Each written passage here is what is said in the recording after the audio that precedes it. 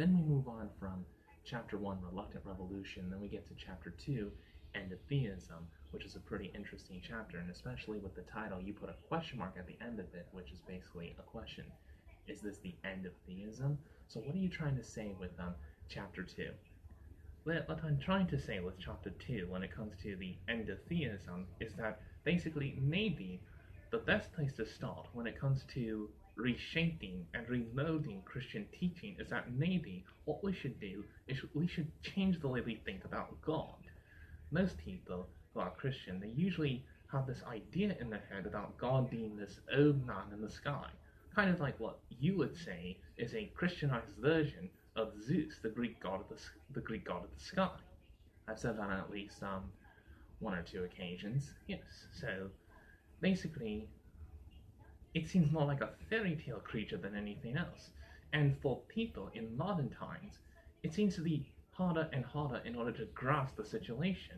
It seems to be harder to captivate that idea of a God who is out there, up there, and beyond us, making him seem like that he's in his world, we're in our world, so how could he possibly help us if he's in his world and not our world?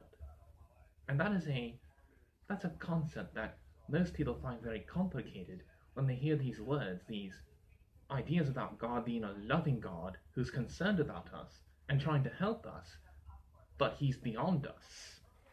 And that's an idea that this is why people have a hard time trying to accept some Christian doctrines, and especially when it comes to the nature of God and what he does to help us. People will ask, if he's beyond us, how can he possibly help us? So that's why I say that maybe we should change the way we think about God. Instead of thinking him as the God who is in the clouds, in the sky, or somehow beyond us, like somewhere out in outer space. How can we see God? What is the best way to see God? And it's in the third chapter that I answer this question.